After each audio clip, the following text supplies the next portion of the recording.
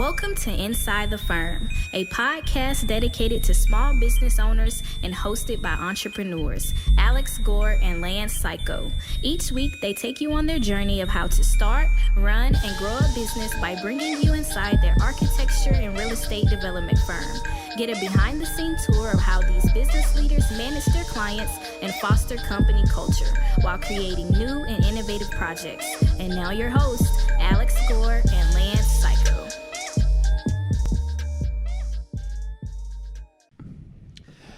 Welcome to another episode of Inside the Firm.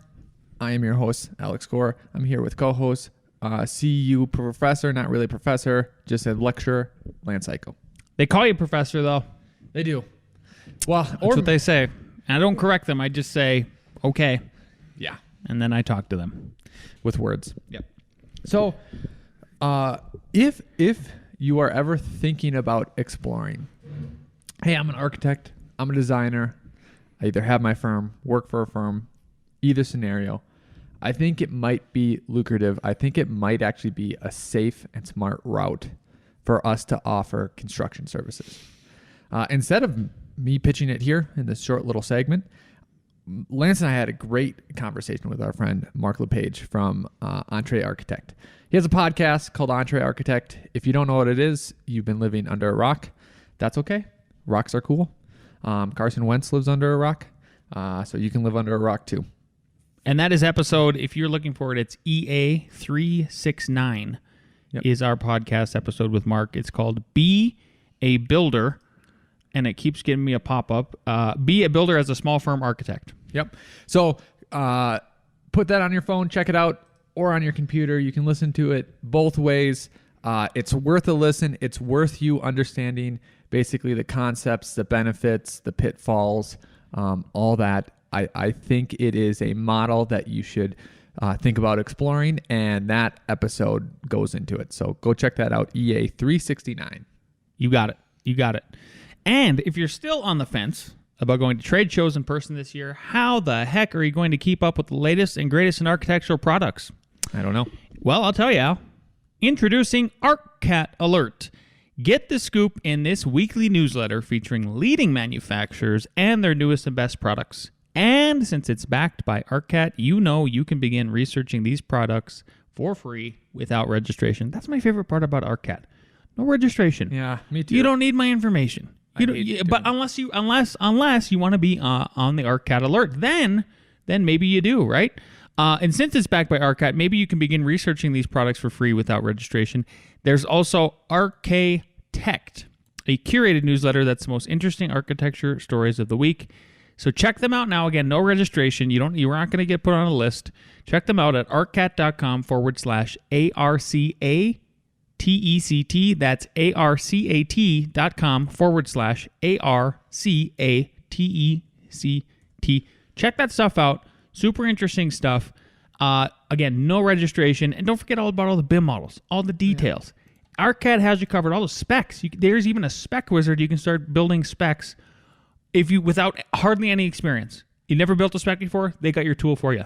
Check out arcat.com today. All right. What is Jamie Dimon saying about the economy? Jamie Dimon is the CEO of JP Morgan. He's been kind of the face of the banking industry, I'd say, for probably the past 5 years. Yep. JP Morgan, as everybody knows, one of the most well-established banksters in the world. If you want to look up some JP Morgan stuff on your own time, maybe go down a rabbit hole. Maybe it gets a little crazy. Just type in YouTube JP Morgan. Type in the word conspiracy. I haven't even done this. Type in JP Morgan, Rothschilds, bankers. Oh yeah. Have some fun this weekend. But type in banksters. See what happens. See what happens. Great. All right. So recent article making the headlines. We always talk about the economy around here. We talk about inflation. We talk about reality. This is a business podcast, right? / entertainment. So the headline is, and this is from the Wall Street Journal, JP Morgan CEO Jamie Dimon sees Goldilocks moment for U.S. economy. Stimulus infrastructure spending and vaccines could fuel an economic boom into 2023, he tells shareholders in his annual letter. So the leader of America's biggest bank said the U.S. economy is emerging from the coronavirus pandemic into a boom that could last until 2023. This is me just segueing here.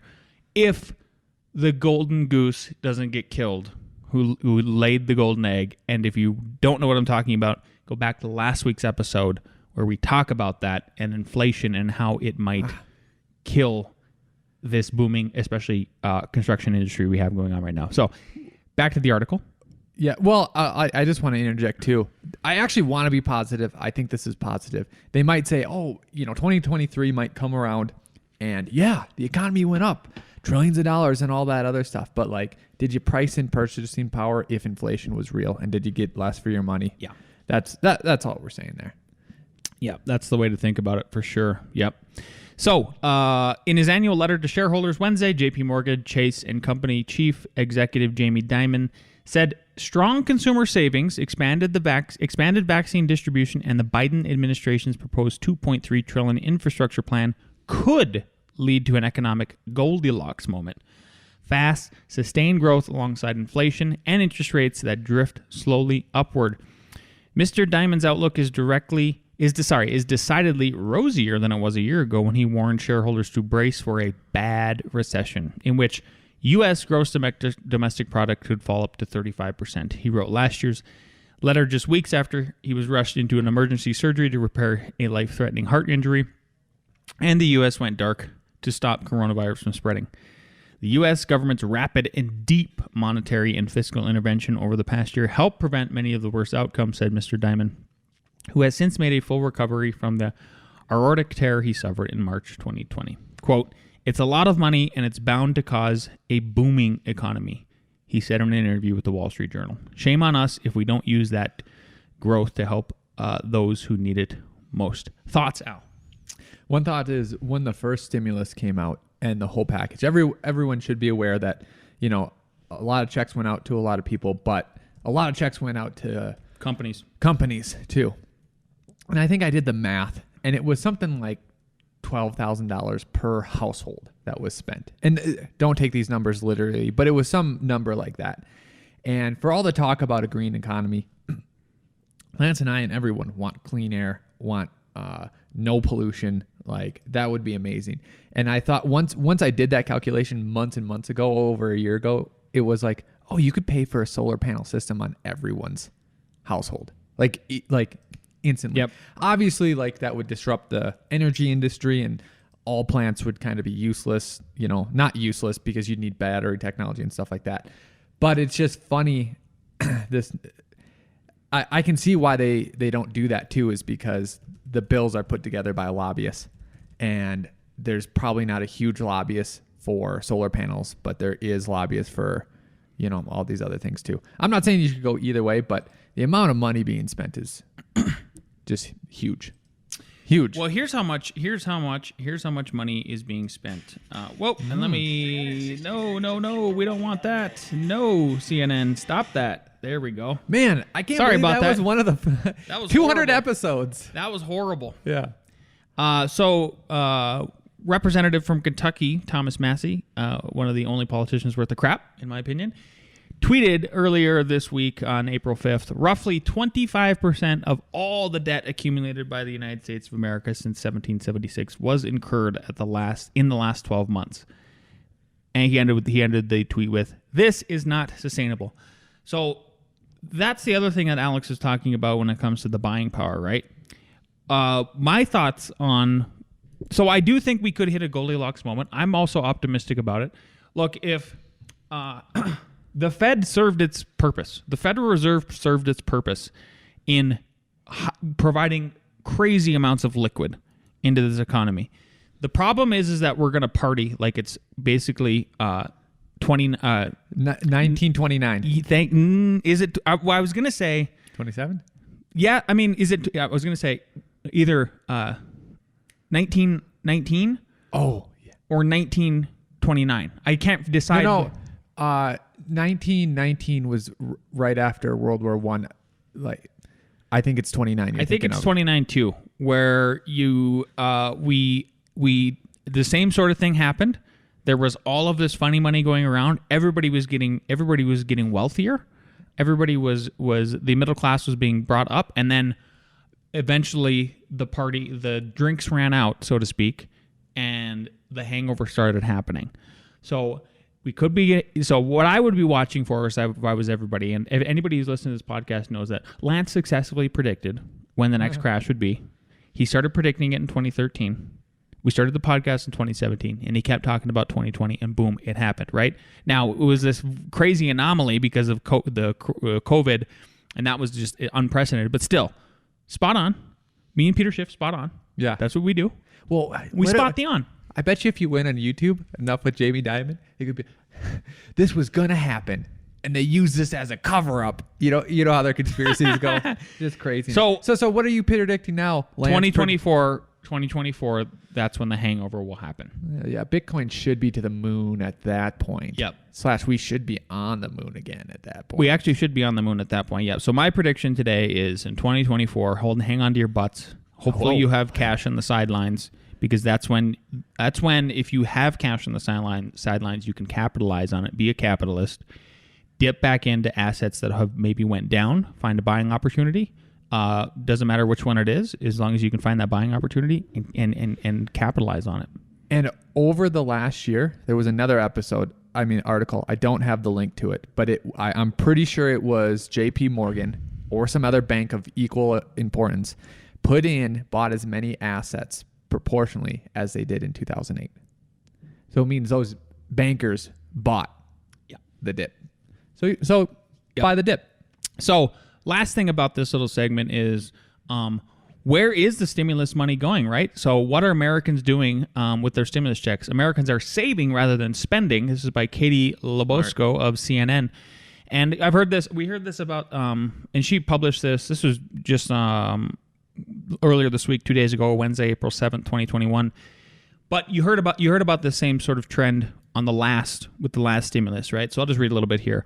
Americans are saving much of their stimulus checks or using them to pay down debt rather than spending the money, according to a new survey from the New York Federal Reserve. Yes, I would also applaud that.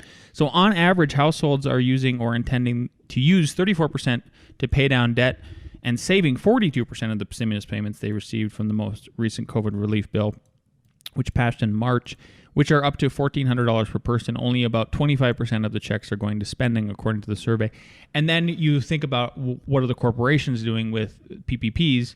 Are they doing the same thing? I don't know. There hasn't been a study yet, but it's something to ponder and think about. So and this is why there could be this Goldilocks moment, because you're priming the pump with spending power. Now your dollar might be worth less because we've inflated it so crazily, like Thomas Massey just said, but all of a sudden it's like, oh, my debt is paid way down. Oh my God, the economy's opening again, right? I mean, Texas has been open for a month now, fully wide open. Florida has been open forever. I'm going back down there again in 6 days. Yeah. And California, places like California, the places with the hardest lockdowns, Governor Newsom is saying on about mid-June or July, I think, June or July, they're going to open up, hopefully, fully again. With masks, though. They got to keep their masks. The pump is primed. People are ready to spend. The pent-up demand is there, right? You hear everybody. I know people are having these conversations, whether it's in public or private. They're sick of it. They're ready to take the masks off. They're ready to get out there and do stuff again. Just live life. So I think we are going to hit this boom, but watch out for that hangover. Yeah, it's fun to party. Al Party Man Gore. Yeah. So that's the guy that parties the least in this firm now. But back in the day. This guy. Yep. Would sit at his house and party when friends came over. Yep. Loved it. Yep. Cool. Well, let's get now down to the nitty-gritty and business / architecture talk. So Lance has been putting together an employee handbook. Why have you been doing it, and what is it for? I have been doing it because my acquaintance, hopefully one day friend, Michelle Seiler Tucker, the author of the new book, ExitRichBook.com. She is not a sponsor, but she is on the podcast. I don't know I can't remember if her episode has been published yet. Doesn't matter. I just interviewed her, and she came up with this great book, Exit Rich, And the idea is that part of that is if you're ever thinking about selling your company, whether external or internal is sort of what our idea is, and that is to help to just continue with our growth and have employees start to take ownership through a systematized set of actions, right? And that's where the manual comes into play. Because we need to be able... Alex and I had almost zero tools given to us when we first started. We had to make the tools. We were making the Legos. And if we want to go and branch out from here, Al, Yep. that's what we're doing. That's the purpose. Awesome. So we're going to kind of go through it live on air and just give an overview. So I reviewed it last night, couldn't get to everything, and we won't go too deep, but just tell you what's inside it and what we're thinking about and what we're discussing, because Lance did the first draft. I'm giving comments. We'll still review it, over the next month and put it together so that we have it close to what we want and close to right.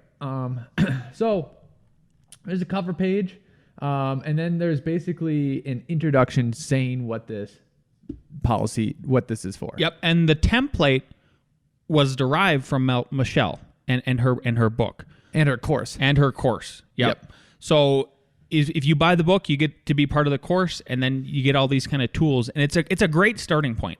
Otherwise, I know some people have you're not supposed to. This is the best way to do it. You don't that way you're not taking it from some other firm, whatever. You're getting it. A set of Legos from her, and then you're building on top of that. Yep. And then, we almost have to make a checklist. I think that we have our titles correct, but honestly, I don't remember. And then if we were going to redo it and just do partner, but yeah.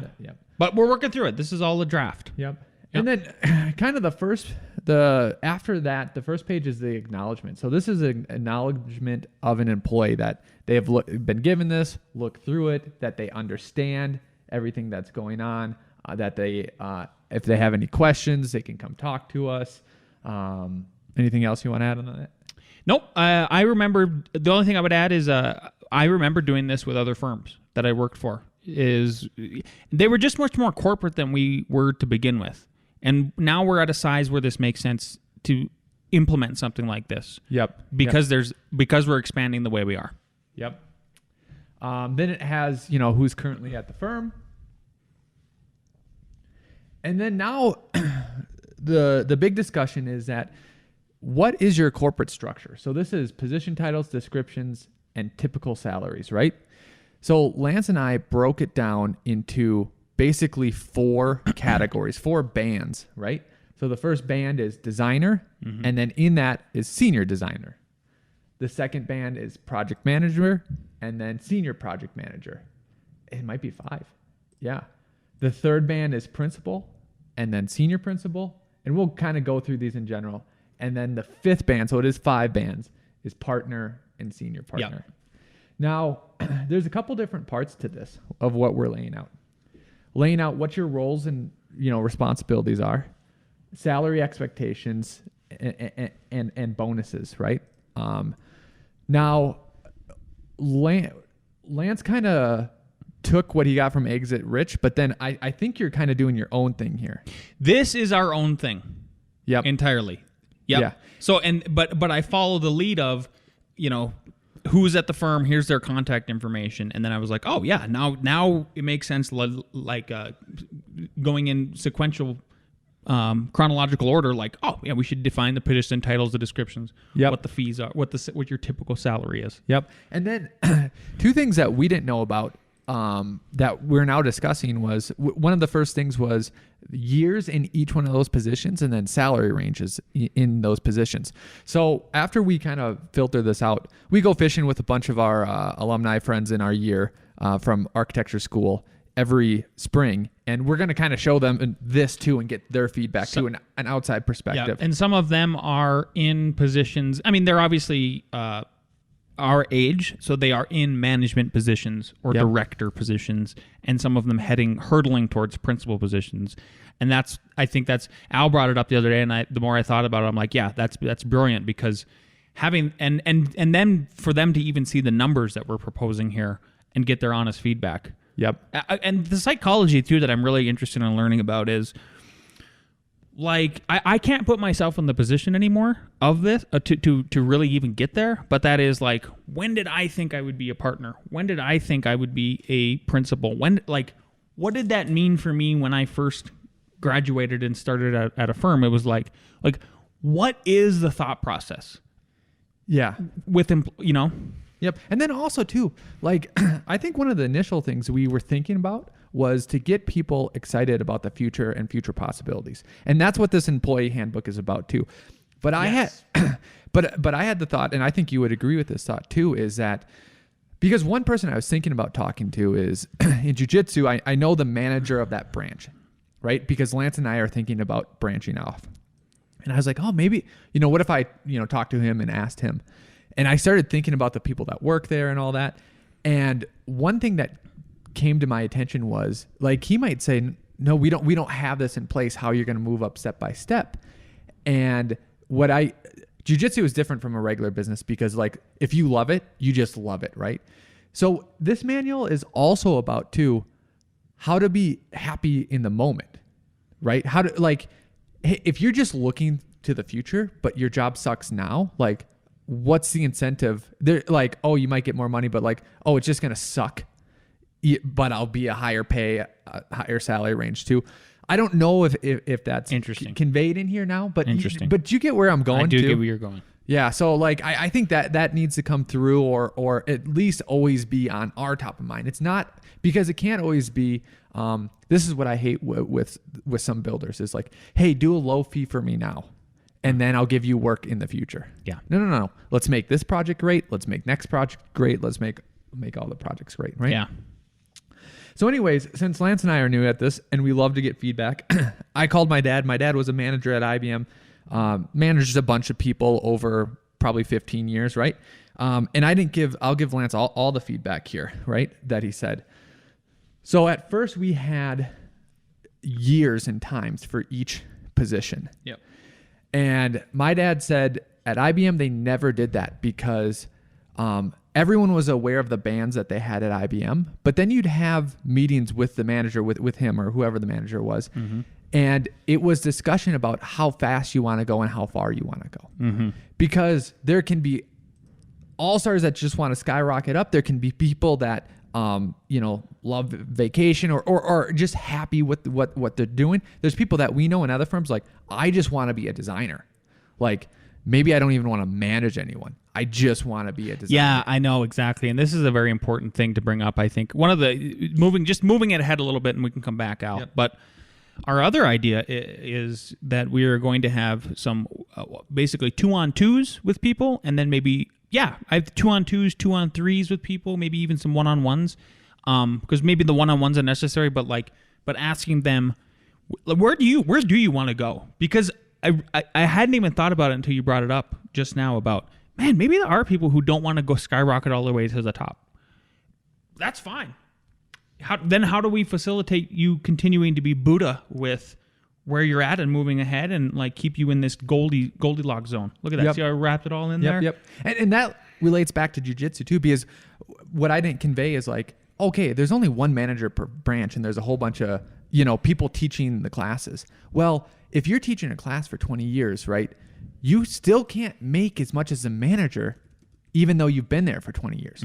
But they might be like, yeah, all they get to do is teach jiu-jitsu classes? Sure. Some people, how do you keep people in their Buddha? Yeah. Side note, did you listen to a Business of Architecture episode 361 that I recommend, Building a Bi-Coastal Business? Yeah. Awesome. Yeah. Anything to... So just so everybody knows, good friend Enoch Sears, some of the best episodes that I appreciate on his podcast are when they have it's not Enoch, but it's, I can't remember his business, whoever is the co-host that is with him. It just says Andre Harrow, Charlotte Hyman, and Harrow.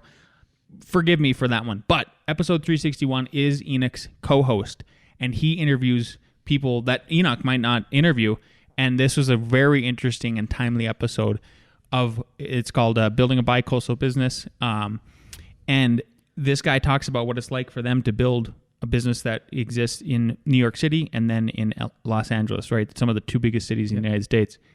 and how they operate, because we would be doing similar things with a southern. We're calling it a Southern Colorado branch and a Northern Colorado branch. Two things of interest. One was they started the California branch because they had a client, right? And that was the anchor over there. And then two, they have two separate services, architectural and interior design. And there's different laws in California. They literally call it actually interior architecture, because you got to think of it this way. And this Andre brings it up in that podcast with Charlotte, and that is New York is built. Like, you have to be somebody like Norman Foster in order to get an actual exterior building built. But most of the architecture practices there are doing interior architecture. Yeah. Yeah. Yep. Not design. I mean interior architecture. But also, the majority of the firms working there, every big firm that you've ever heard of ever, they're doing work in other cities. It's just New York is the place to... Yeah, it's the place to headquarter. Yep. The other thing, so they separated basically everything, but they almost legally had to and structurally had to, because I thought it was interesting what they said too. Interior design is a logistics game. Just like construction management is a logistics game. That was one of the best podcasts I listened to in a while, because much like us, Andre, who's one of the partners there, really peeled back the onion and was not bashful about the interior workings. They also separated their business accounts. I was like, yeah, why wouldn't you? I mean, it was also interesting because they didn't, they sort of fell into their business, and I don't think he would be offended by saying that. Like, they were kind of moonlighting, and they had no intent, and then it sort of organically grew, kind of like ours, except we had a little bit more intent, I guess. But even with that organic growth, they were very structured and principled. Yep. But honestly, out of the majority of the stories that I've heard, HOK, do you remember me interviewing John McLamy? Yeah. I think they said, I don't know, I think he was in his 20s. They sent him and someone else out. And they said, you start the Denver office. But what I was getting at is, like, there's a repeat in these stories. And doesn't it seem more organic? Yes. Like, two people. One, you know. It's actually Patrick McLamy. Thank you. And you should check him out, because he's actually starting a new podcast with Mark LePage. And with every episode, it'll be him and Patrick. And so Patrick's going to share a story as a design associate in the late 1960s, like Alex was saying, leading to CEO of one of the most iconic architecture firms in the world. So you can check that out. I think the podcast is called Build Smart with Patrick McLamy, and then it's hosted by Mark LePage. Check that out. It's at gablemedia.com/show/build smart. Not a sponsor. You should be. Just kidding. So time was one thing, and then Lance and I were like, yeah, we don't need to put that on there. We don't need to put. Well, the reason why it convinced me to not put it on there is twofold. You already talked about it. The people are going to accelerate or decelerate or move at their own pace. Sure. That we want to be flexible, but principled. And then the other reason was, Alex will get to it, there's a flow chart that I developed. I don't know if you are going to get to it or not. Yeah. There's a structured flow chart of where we're at now with how the firm is structured with staffing, and then how we morph and eventually branch out. And that makes it so that we don't have to have this perfect timing going on. It can happen when it happens. We can respond to market conditions. Boom. And that's exactly it. Yep. Yep. So when we hit that Goldilocks in 2023, hey! Man. Yeah. Bring that around. Yeah.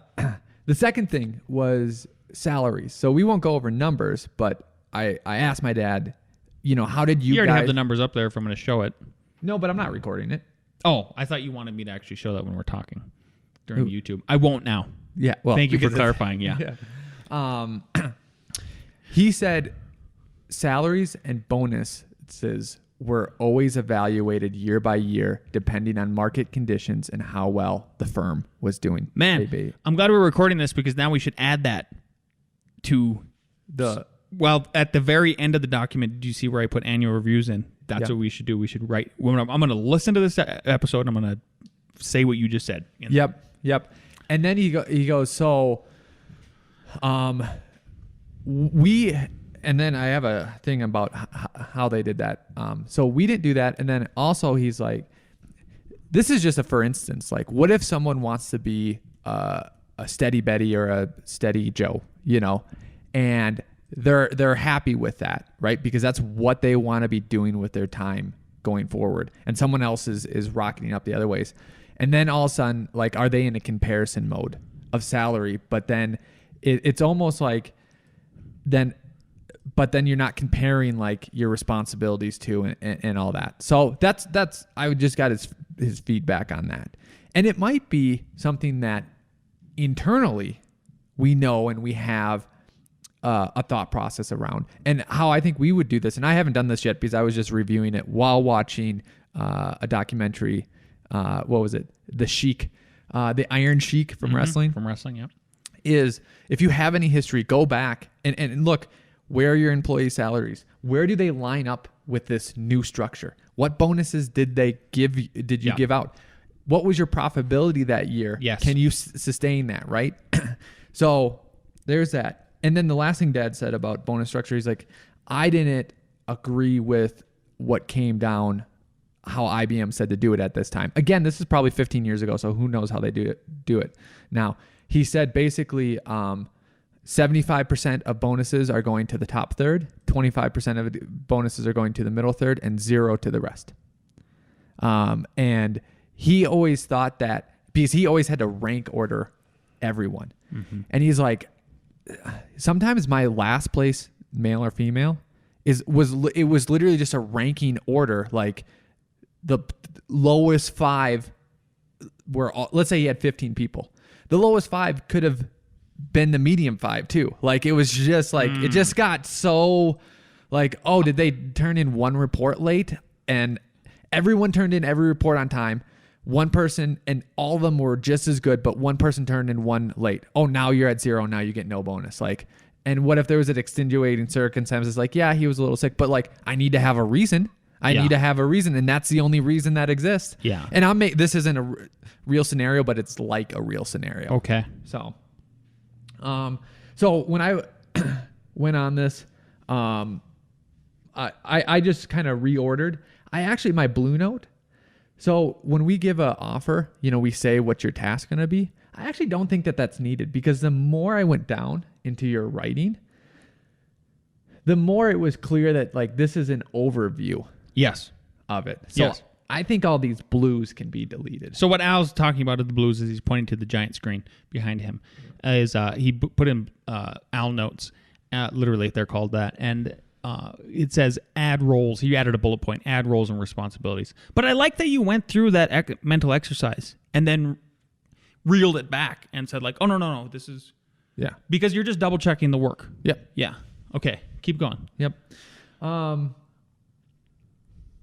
So basically, at the designer level, you can imagine what your responsibilities are. At the project manager and senior project manager, you're starting to lead people. Also, we avoided the word junior, and I like that until the very end. But that's okay.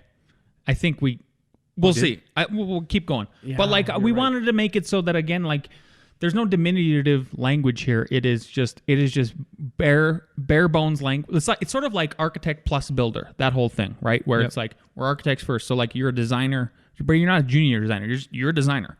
Yep. And then plus. And then you can move up plus where you're a senior designer. Yep. You're a blue belt or you're a 3-stripe blue belt. Yeah. Principal. So now you're basically starting to manage or are eligible to co-manage a branch, right? And then partner. The major difference is like, now for sure you are, but you've also literally bought into stocks and are getting dividends also. Yep. So we're an S corp when we have. I went and looked back at our original bylaws and everything, and we do have allocated number of shares. So it actually works out. Which then, to kind of bring this full circle again, how do you understand how much shares you should have at your firm and or be issuing and all of that?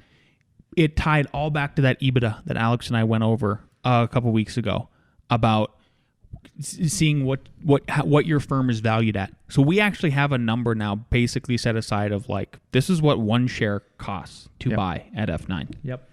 And then, so there's a list of topics included in this handbook, but since we just talked about the roles, I want to go into the corporate structure branch tree that Lance created. Okay. And then we were talking, and I was trying to come up with a flexible idea.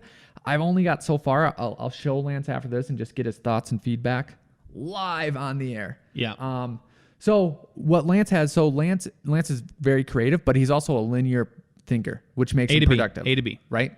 So, basically he has a tree hierarchy, and it goes into 2031, and it's, basically senior partners, to partners, to principals, to senior designers, and all that, right?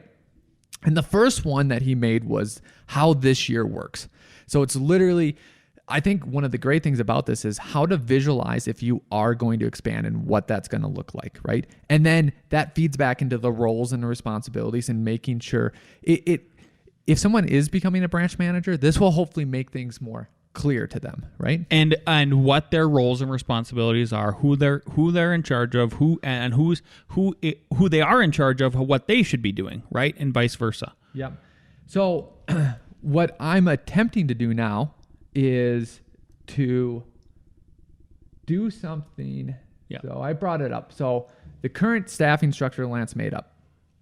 And then right for now, just for me to think about Interesting. it, instead of going through all the years, I have intermediate staff structure and then future staff structure, because I kind of like how you're starting to generic it.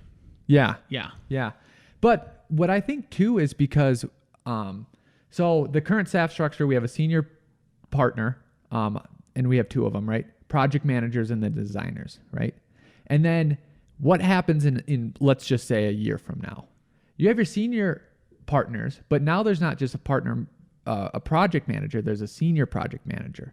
And what does that do?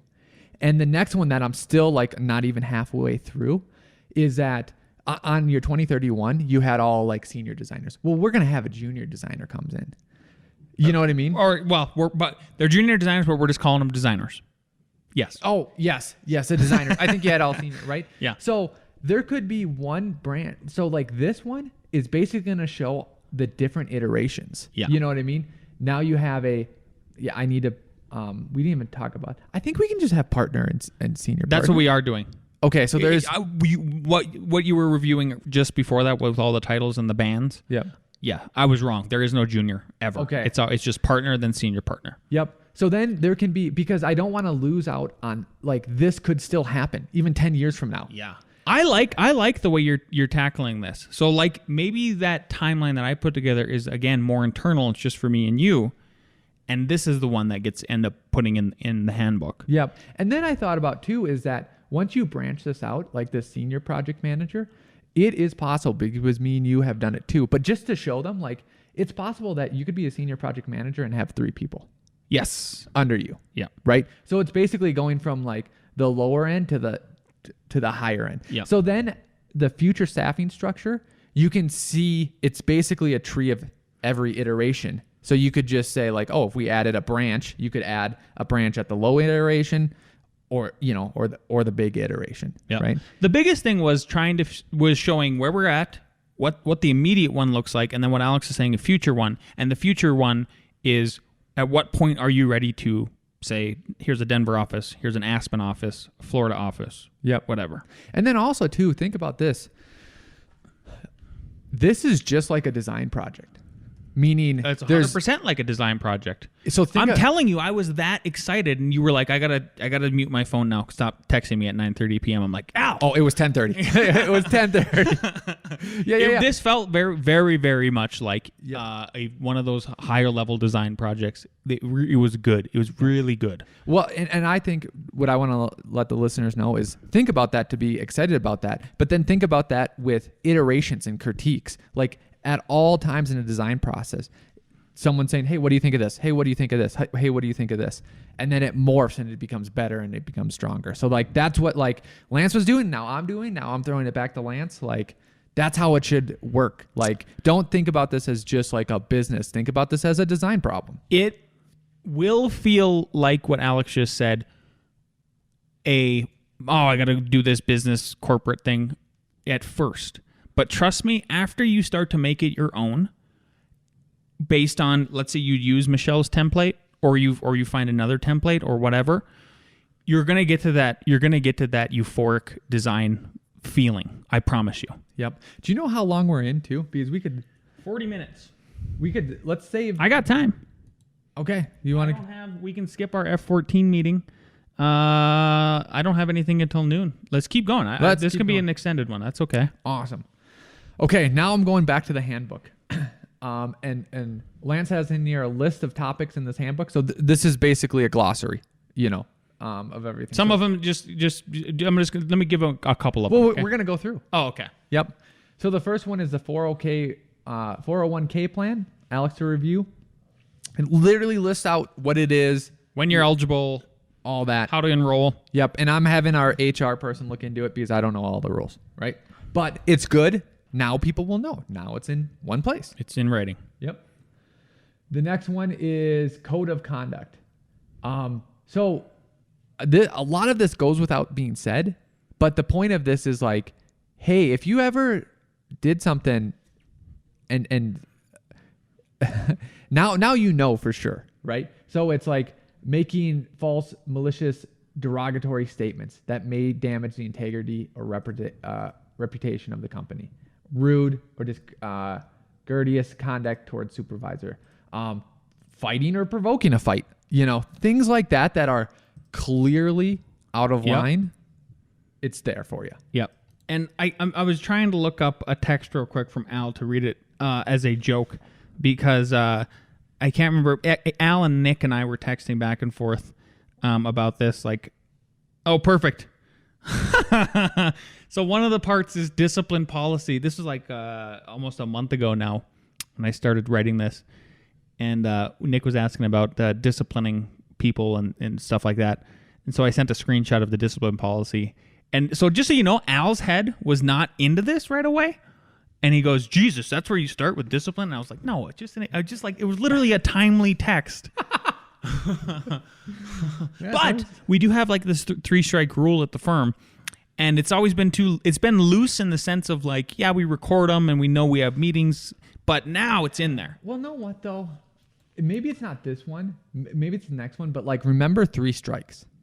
Yeah. Like, is that laid out there? Like, because I think everyone knows about the 3 strikes rules. It should be in there. Yeah. And it's in here. Yep. The next one was deductions legally enforced. This came straight from Michelle's template. Yep. And it was basically like, let's say as an employee's wages are garnished as either for what is it? Child support, spousal support, anything like that. There's a fee. And all I was saying here in my blue notes is like, maybe we should say something generic because ADP, which is what we use as a payroll service, they're going to administer that. So it's something like according to state laws, you'll be charged for in any of these instances according to ADP's charges. You know what I mean? Like, we're not going to charge that. ADP is going to charge it. So it's basically like that will be deducted out of your account. But it states the protocol, which is a standard protocol. Yep. And that's what's including. Yep. Exactly. So I just got to figure out the language for that. Yep. Keep going. Okay, discipline. There's a discipline policy. Up to 3 times. So like, could I just put in parentheses 3-strike rule? Al's reviewing it in real time right now. So I'm just saying we get to that point. Sure. Blue highlight it and we'll figure that out. But it's in there now. And you need to have some kind of system because people are going to screw up and they don't want to screw up. It just is what it is. Yep. Cool. The equal opportunity employment statement, right? So this is pretty much boilerplate. Pretty much. But that's good to have in there. Okay, Family and Medical Leave Act. So I put this in red. So this is basically the law of 50 or more employees. Mm-hmm. So and this is, you can have, I think it's unpaid leave up to 12 weeks, blah, blah, blah. I think that this is fine to get in there. Should the next one be, the paid portion that we offer? Like F9 offers a paid leave of X amount for blah, blah, blah. Exactly. Blah. Yep. Exactly why I wanted you to review it. Yep. Cool. Health insurance. Oh. So sorry. I put this here just so I didn't forget. I don't think we have. So we had a 401k section. We should have a health insurance section that lays it out. Perfect.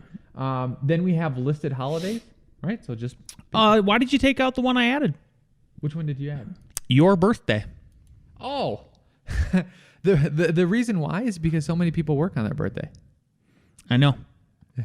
So, David Pollard, who his episode went up a couple weeks ago. That was his idea, and I know he listens to the show. So that's what you should listen to that. Listen to that version. I can't remember which one it is exactly, but he at the firms he worked at before the one he started, he hated that there was this, like, oh, and then we got to sing the birthday thing and blah, blah, blah. He was like, I just want to take the day off. And I was like, I'm going to add that. So I was wondering if you were going to catch that. I like it. I'm at the opinion. I'm at the stage of my life where, yeah, I want to take I was like, this is my day. Yeah. Whatever I want to do that day. Okay. We can debate it. I put it back on. Okay. I didn't even blew it. Lunch policy, just so it's clearly stated. And no, it's also, so if you've been listening to this podcast, we talk about 2-second liens and all that. And certain people, when we're hiring, have asked about it. Now it's just all there, right? Yes. Doesn't come up much, but now it's there. Medical and other examinations. So this is for drug tests, basically. We cannot require an applicant to pay for the cost of drug tests if we're drug testing them. Yep. Sure. Pretty boilerplate. That was very boilerplate. Yep. Termination requirements. So basically, if you are being terminated, we give 2 weeks notice. And since I have been terminated before, it was, here's your 2 weeks notice. Here's your 2 week pay. Please don't come in. Because they don't want anyone to wreck anything. Drama. Start crying. Start talking to people and saying like, yeah, why did I get fired? And you don't want. I got fired with a group of people during the recession. I didn't feel too bad about it. Yeah. If you would like a little bit more insight into when we've had to do that, if you go to Inside the Firm, I don't know what number it is, but it's hire slow, fire fast. Yep. We did a whole show about it. Yep. There's another section called pay periods and overtime, right? So it's basically saying what days you will be paid on. The one I added was employees are expected to work 8 continuous hours, including breaks. So the breaks are included in those hours each week, Monday through Friday. The work day starts at 8 a.m. Mountain Time. Employees can choose to start as early as 7 a.m. and leave as early as 4 p.m. I like it so far. Yep. So just a thought. Yep. Oh. What a good comment. So this is personal cell phones, and it says you can bring your cell phone to work, but please limit that usage to lunch with the exception of emergencies. And my comment was, how real is this? Because people call for, I haven't seen anything excessive. We don't have corporate phones. We just have cell phones. So I'm okay with deleting if you bring your personal cell phone, blah, blah, blah. The one I would like to keep, the one sentence I would like to keep in is just F-Line shall not be held responsible for any loss, damage, personal cell phones brought to the office or on a job site. Like, it maybe doesn't need to be said, but it can't hurt to be said. Like, it can't hurt to be said. So just leave it that way. Like that. And just so you know, this was, again, boilerplate from Michelle's book. Yeah. Yep. Don't blame it on her. Yeah. Personal protective equipment. So this is mainly for the construction people, is that we will provide that. Yep. Sexual harassment. I thought this was clear, well written. Let's blame, what was her name? Michelle for it, because it was literally laying it out. It was perfect. And I've been in the Army, like, through those presentations, and they're always terrible, right? And you always don't remember anything. So this was just clearly in about 5 paragraphs what it is. And if you read it, you'd be like, yeah, that's obviously sexual harassment, and it's not allowed. Then there's a section about, we provide laptops and other equipment, and if you're terminated, you must return it. I said if you don't return it, the deduction is the amount of the replacement cost. That's what I didn't highlight, but that's what I changed. Like if you are stealing it, it's not what it's worth. It's like, what does it cost us to replace it? Yes. Because you're stealing something. I like so that. Yep. Don't do that. Yep. Incident responsibilities. So, Lance, what is this about? If an incident occurs on a job site or at the office or is alleged to have occurred at your job site or office, blah, blah, blah. So basically, what is an incident? An incident is something, you know what? Let's look up the term here real quick, just so we're very clear about it. And it's basically when the cops are being called. That's what this is. An occurrence of an action or situation that is separate, that is a separate unit of experience. That's perfect. Meaning an action that could likely lead to a grave consequence in diplomatic matters such as a serious incident. So if it's out of the norm, that is an incident. Yep. Perfect. Theft policy. Don't be stealing. Don't be stealing. Do you want to include digital content in there? That's one of the things I've been thinking about is like... I like that. Including digital content. Yeah. So. Okay. I'm going to just highlight that somehow. You're doing it. We're live. First time with Microsoft Word. Yep. Okay. Vacation and sick days. I have an internal note with Lance just about how many there are. And then I added, it says you can only have 7 consecutive days unless approved by the president or vice president, and all work duties must have been covered. So, okay, where were we at, Al?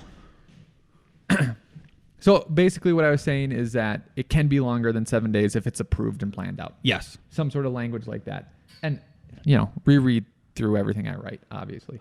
Oh, of course.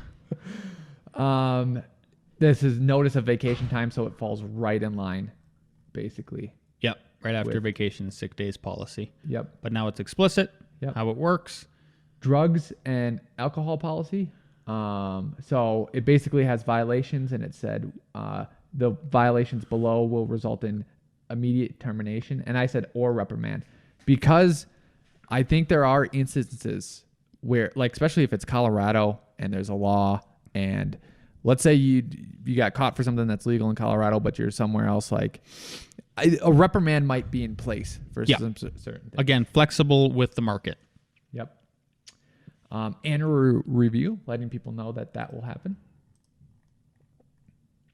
And then this is what I added. Al added some stuff. I was going to say the annual review was my last page, and now Al's adding stuff, which is fine. It's called expectations. Ooh, I like it.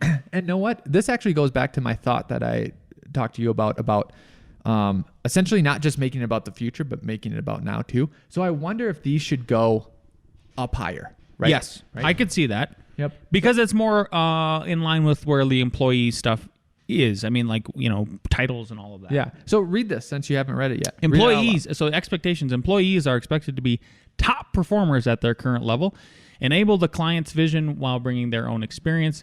Al spelled there wrong. I saw it. And work together to grow the team in a fun and productive work environment. Expectations are expressed in the document titled Good Architect, Bad Architect, and means for execution are expressed in the document titled F9 Productions 9 Principles located on the company website. That is fantastic. Yeah, I think obviously there's some massaging, but it's the meat is there. Yeah. That feels like a tasty brisket. There we go. Okay. Well, since should we leave A.R.E. Jeopardy for next week and all that and wrap it up? No, I think we have to do A.R.E. Jeopardy. Okay. Let's just do it real quick here because we have a lunch and learn with Sonas today. So, but don't you have one more page? Maybe. It says page 28 and 29. Nope. Okay, let's head on in. Let's bring the crew down then. The crew that we're talking about here down for A.R.E. Jeopardy. Let's do it.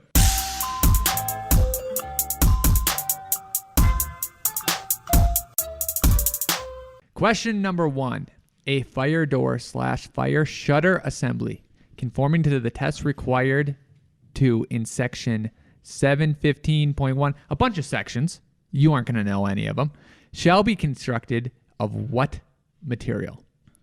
A, wood. B, fire resistant wood. C, steel. D, any fire resistant metal. Or E, any material.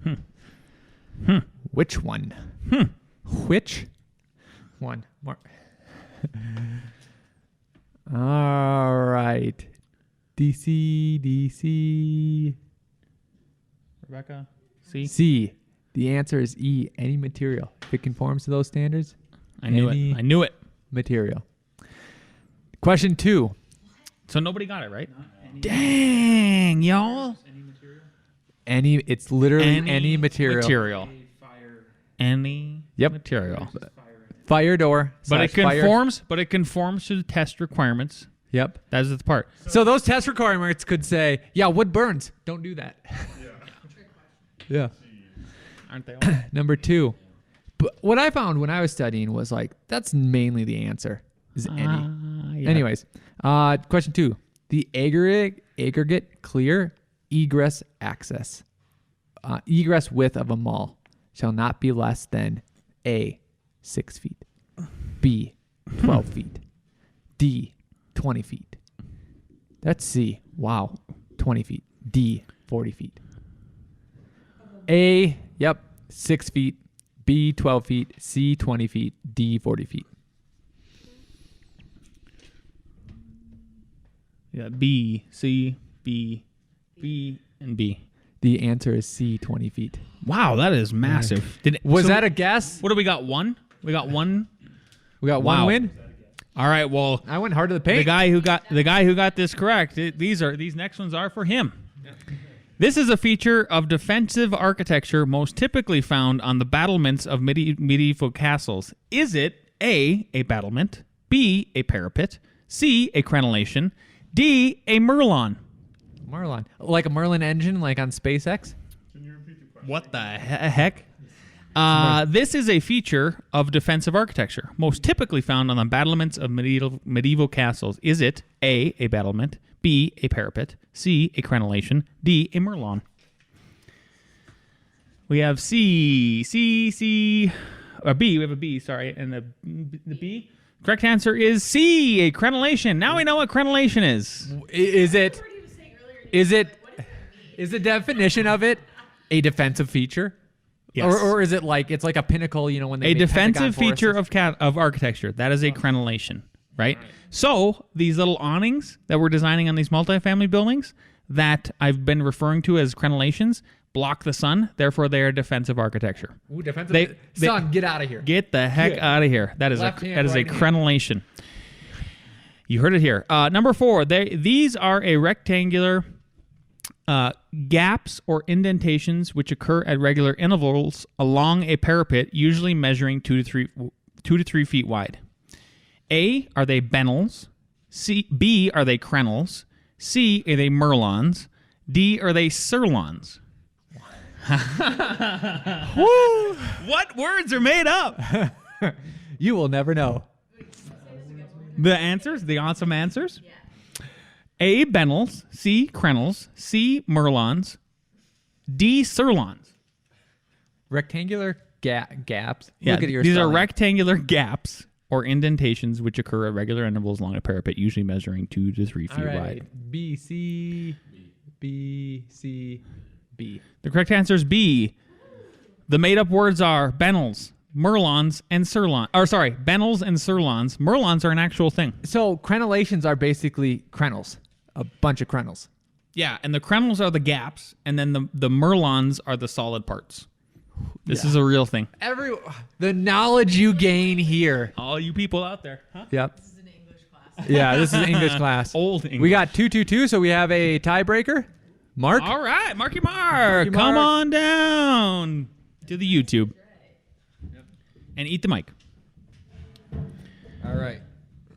So we're going to be looking for an answer with a number of feet, just so you guys know. Bam, bam, bam. IBC 903.2.11.3 requires automatic fire sprinklers to be installed throughout buildings having an occupied floor with 30 or more occupants located how many feet or more above the lowest level of fire department vehicle access? Closest answer gets it. All of you are wrong. What did you write? 10, Oh. 75, 30. The correct answer is? 55. You both win. Nope. Grush wins. Gresh wins. Gresh wins. Wait, 25. Wait, 25. You're 25. 15. Oh, no, that's right. 15. You're 20. You're 75. closer. 20. All right. Ross is the winner. wins. Ross Where are we wins. eating? Upstairs. Yep. So if you liked all that knowledge, you're actually going to like all the knowledge you get from the Architect's Guide 2, which is the Builder's Course website, because some of this is just English questions. There, it will be practical building knowledge. So if you are thinking about going from architect to builder, go to architectsguide2.com. As always, thanks for listening to today's episode. If you didn't already know, Inside the Firm is now has a YouTube channel where you can actually watch the episode if that's you prefer. You can see Al's green shirt. Subscribe now for a chance to win a piece of Inside the Firm merch. Or if you prefer podcast style, it would mean the world to us if you could leave a 5-star review. If you're thinking about a 4-star review, put 5 stars right on top of that. This is how more people find the podcast, how we can help spread more value. But no matter which category you fall into, if you're looking for the latest updates or Inside the Firm and special content, follow us on LinkedIn or Facebook at Inside the Firm or Instagram at ITF Podcast. Thanks for joining us at Inside the Firm for another great episode. Pow.